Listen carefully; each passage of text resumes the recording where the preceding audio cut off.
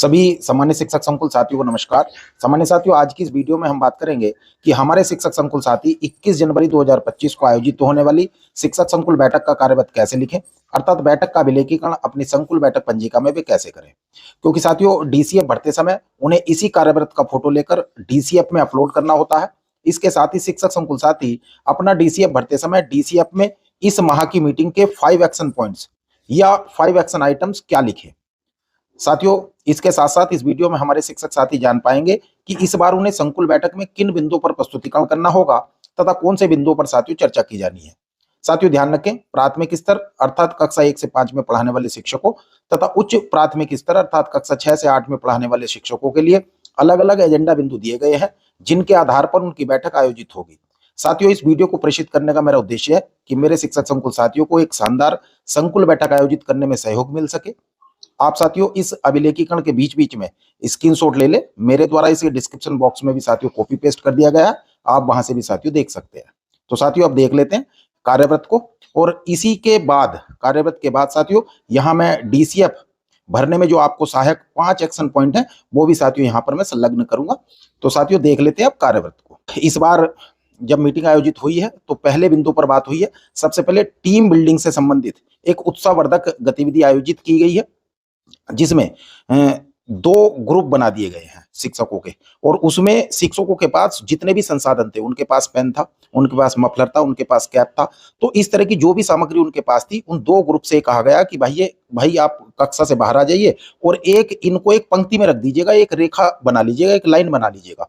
तो दोनों टीम ने देखा, उनके पास जो भी संसाधन थे उनका उन्होंने उपयोग किया, और उपयोग करने के बाद किसकी लंबी लाइन बनी तो वो जीत गए। उसके बाद क्या हुआ, इसके निष्कर्ष को बताया संकुल साथियों ने। निष्कर्ष क्या बताया कि देखिए, आपके पास जो भी उपलब्ध संसाधन है, उस संसाधन का कौन सी टीम ने अच्छा उपयोग किया उस रेखा को बनाने में। अर्थात मेन बात क्या है, आपके पास जो भी संसाधन उपलब्ध होते हैं, जो भी उपकरण उपलब्ध होते हैं, जो भी आपकी उस समय प्लानिंग रही है ना, किसी ने मफलर मान लिया एक जगह रख दिया, किसी ने मफलर को लेंथ में रखा है, तो वो जो आपकी रणनीति है उसने कैसे काम किया। तो साथियों, पहला पॉइंट का निष्कर्ष यही रहा क्या कि अपने बच्चों और विद्यालय को निपुण बनाने के लिए हमें विद्यालय में उपलब्ध सभी संसाधनों, उपकरणों, रणनीतियों के समग्र तथा समन्वित प्रयास की आवश्यकता है, तभी साथियों हमारे बच्चे और विद्यालय निपुण बन पाएगा। तो एक इस पर बात हुई साथियों।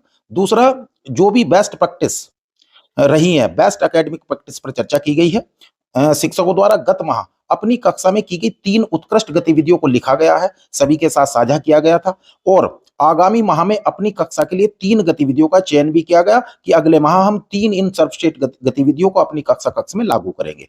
इसके साथ ही तीसरे बिंदु पर बात हुई है, भाषा और गणित की रेमेडियल शिक्षण पर चर्चा हुई है, जिसमें रेमेडियल कार्य कब करना है, प्रतिदिन कितना समय रेमेडियल को देना है, रेमेडियल शिक्षण योजना बनाते कैसे हैं, इस पर बात हुई है, और रेमेडियल शिक्षण पर आधारित वीडियो भी दिखाई गई। उस वीडियो पर सभी साथियों के साथ चर्चा हुई। उसमें ये बात हुई कि भाई रेमेडियल शिक्षण के अलग अलग चरण कौन से हैं, रेमेडियल शिक्षण हेतु बच्चों का समूह निर्धारण कैसे किया जाए, और कौन से समूह पर किस प्रकार से रेमेडियल हम कर सकते हैं। इसके बाद पॉइंट नंबर 4 पर बात हुई है कि निपुण विद्यालय आकलन हुआ था, तो उसके संबंध में भी चर्चा हुई, जिसमें शिक्षकों ने आकलन के संबंध में अपने विद्यालय के अनुभव साझा किए, और जो भी कमियां रही है उन कमियों को चिन्हित किया, एक दूसरे से साझा किया, और उनके सुधार हेतु भी चर्चा की गई है। इसके साथ ही देखिए, इस बार एक गूगल फॉर्म आया है संकुल बैठक के लिए, तो सभी शिक्षकों से अनुरोध किया गया कि जो भी संलग्न गूगल फॉर्म ये है, इसके माध्यम इसे आप भर दें। इसमें आगामी शिक्षक प्रशिक्षण से जुड़ी अपनी अपेक्षाओं को इसमें भरना है, तो उनको भर दीजिएगा। एक बिंदु रहा कि eco club for mission life, sports club, गणित क्लब, विज्ञान क्लब, और भी जो भी अन्य क्लब का गठन आपने अपने विद्यालय में किया है, तो इस आगामी माह में आप इन क्लबों से संबंधित कौन कौन सी गतिविधियां विद्यालय में कराएंगे, उनके संबंध में भी बात हुई है। इसके साथ ही देखिए, इस बार पॉइंट नंबर 7 में बात हुई है कि राष्ट्रीय ई पुस्तकालय ये क्या है। देखिए, शिक्षा मंत्रालय भारत सरकार द्वारा राष्ट्रीय ई पुस्तकालय डिजिटल लाइब्रेरी का शुभारंभ किया गया है, जिसके जो एनबीटी बुक्स होती हैं उनके माध्यम से, जिसके एक ऐप है, एंड्रॉयड ऐप भी है, आईओएस वर्जन भी है। तो Android app Google play store पर मिल जाएगा आपको, है राष्ट्रीय ई पुस्तकालय का। ठीक, तो उस ऐप पर देखिए, जो हमारा अपना सिलेबस है इसके अतिरिक्त बच्चों के उस ऐप पर सामान्य पठन सामग्री मिलेगी, आयु के अनुरूप कहानियां, जीवनियां, विज्ञान कथाएं और नोवेल आदि उपलब्ध है। सभी सामग्री वो निःशुल्क है।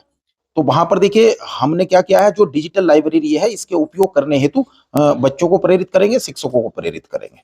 इसके साथ ही जो सत्र परीक्षा भी है 25 से आयोजित होनी है, तो उसके संबंध में भी बात हुई है। और उसके पश्चात देखिए हमारे शिक्षक संकुल साथियों ने डीसीएफ बनने के बाद बैठक संपन्न हुई है। साथियों आप देख लेते हैं डीसीएफ भरने में जो आपको चाहिए 5 एक्शन पॉइंट वे कौन कौन से हैं। जैसा कि आपकी स्क्रीन पर 5 पॉइंट ये हैं। पहला पॉइंट आप लिख सकते हैं, सहयोग के लिए है कि विद्यालय को सभी उपलब्ध संसाधनों, उपकरणों, रणनीतियों का अच्छे से उपयोग करना है।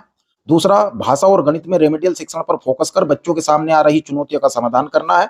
तीसरा, राष्ट्रीय पुस्तकालय डिजिटल लाइब्रेरी का अधिक से अधिक उपयोग करने हेतु सभी को प्रेरित करना है। और चौथा, विद्यालय में गठित विभिन्न क्लबों से संबंधित वर्तमान माह की गतिविधियां आयोजित करनी है। और पांचवा, सत्र परीक्षा अच्छे से करानी है। तो ये 5 पॉइंट हम लिख सकते हैं। ये साथियों सुझाव है, आप इससे भी बेहतर करने का प्रयास करें। धन्यवाद।